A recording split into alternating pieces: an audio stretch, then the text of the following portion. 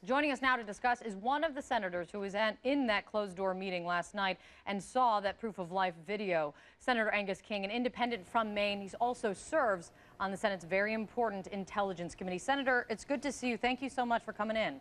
Thank you, Kate. Nice to be with you. Of course. So you were in this meeting, this 2-hour closed-door meeting last night. From what you've heard so far, was this a good deal? Well, I think that's really hard to say. I think you have to start, Kate, with the premise that we bring our soldiers home.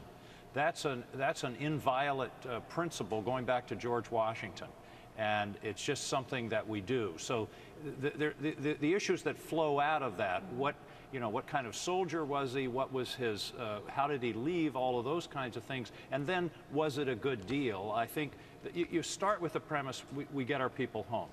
That was accomplished. Now, how you weigh it, I got to say, Kate, I'm a little bit amused about we got 535 secretaries of state and presidents around here. This is an outfit that can't decide its way out of a wet paper bag, and all of a sudden everybody's saying, well, I would have done it this way and I would have done it that way, and meanwhile we're not getting anything done. But aside from that, I think obviously you do have to look at the deal, but we don't know what the alternatives were. We don't know what the demands were. We don't know what the options were other than this deal to get this POW back. And I think, it remains to be seen. The one thing we know for sure is we got him back. So with what happens in the next year, we don't know what's going to happen. And there's some argument anyway that there's an opportunity here to create some level of reconciliation, because ultimately the Taliban and the government of Afghanistan are going to have to reach some kind of accommodation. Otherwise, it's an ongoing war. So with that, where you are today, I mean, it seems this clearly has moved quickly into being a political battle. But do you think what you've heard so far, that this is a good deal because you don't think there was an alternative? Well, I went into the meeting yesterday with a lot of questions, frankly, and a lot of skepticism. A lot of those questions were answered, and so I'm a bit more reassured today. Well, the big questions were, what were the condition? What was his condition? Why now? What was the pressure toward doing it now? Of course, the other big question from the point of view of Congress was the 30-day notification requirement. And why didn't we do that? I think, frankly, a mistake was made there.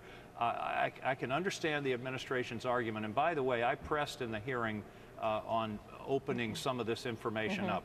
They had intelligence that had even the fact of these discussions leaked out, there was a reasonable chance Bowe Bergdahl would have been killed. And that was one of the pieces of information that we learned yesterday that gave it some credence in terms of why it had to be kept quiet so long. Now, the question is, was there something between a 30-day notification to Congress in a formal way and informing, the leaders of the House and Senate Intelligence Committees, for example, or the Armed Services Committee? There could have been notification that would have been somewhat more secure than a widespread notification to Congress. I think that's where there were mistakes made. But the president also has some inherent powers as commander-in-chief, and this wasn't releasing prisoners from Guantanamo in order to close Guantanamo. It was releasing prisoners as part of a prisoner swap, which, as I say, goes back to George Washington, the Civil War, World War II. That's what you have to do, particularly as hostilities are winding down. A couple questions on what you just said there in terms of the notification to Congress. I mean, essentially what the administration is saying is that they didn't think they could notify any of you without it leaking out. They don't think even the members of the very important Senate Intelligence Committee can keep a secret. Do you believe that reasoning?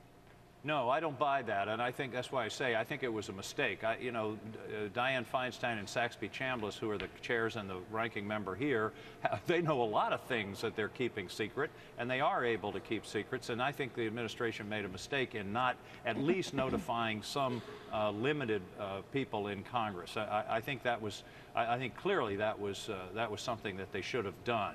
And so, I now understand better the sense of urgency that they had. Can I ask you about that, though, the sense of urgency? Because his condition, Bowe Bergdahl's condition, is a big question a big factor in all of this. And you saw this video. It's classified and has not been released. Can you describe how he looked in that proof of life video you saw in that meeting?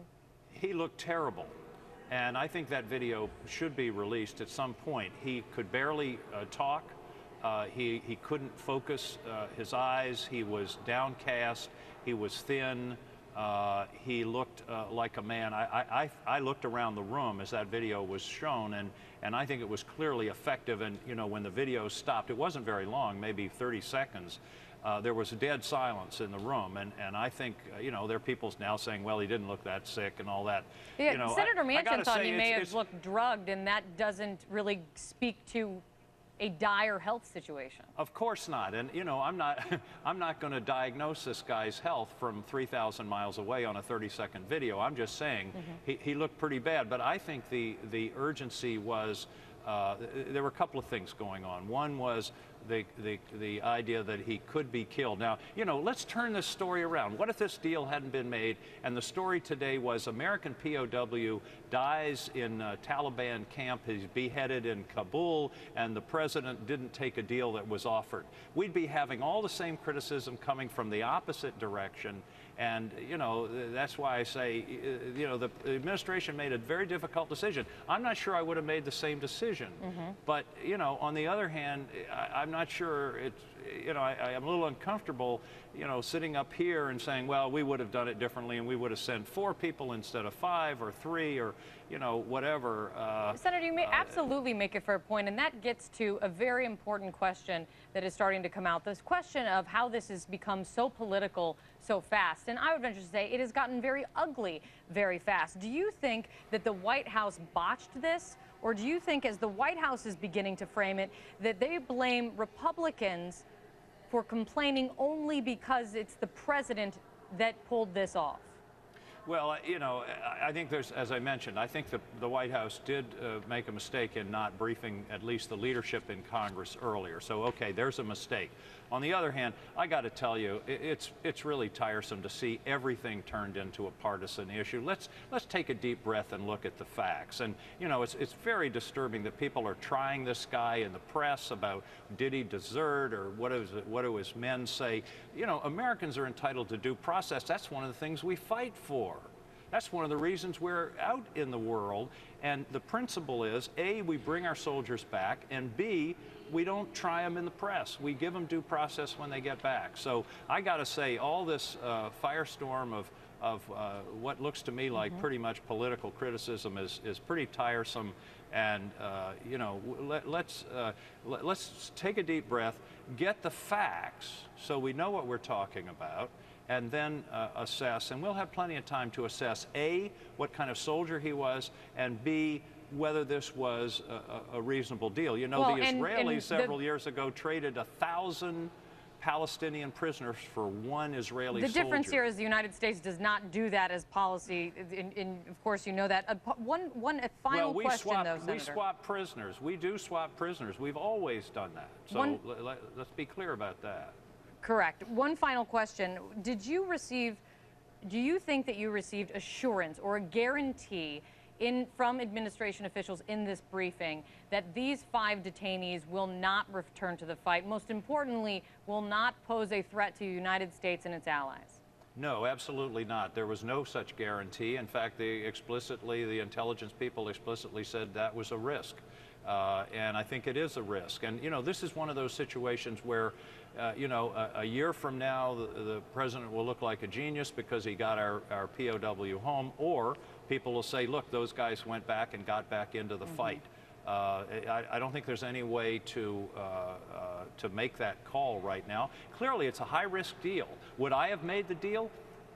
I don't know. I can't answer that because I don't know all the facts and I don't know what the other options are to get this man. There's one other very important point that needs to get out there. There's a reasonable legal argument that these 5 guys would have had to be released anyway within the next year under the law of war. They were being held in Guantanamo as enemy combatants. Under the law of war, when hostilities cease, enemy combatants have to be released. Now, we could have argued we held them under other authority or civilian authority, but there's a reasonable argument that this may have been the last chance to get Bergdahl, where these guys had true value to us as a negotiating tool, because if they had to be released anyway, we'd be in the same situation without Bowe Bergdahl home. That clearly goes into the White House's calculation of this. Senator, it's always great to get your honest take. Appreciate the time. Thank you. Good to talk to you, Kate. Of course.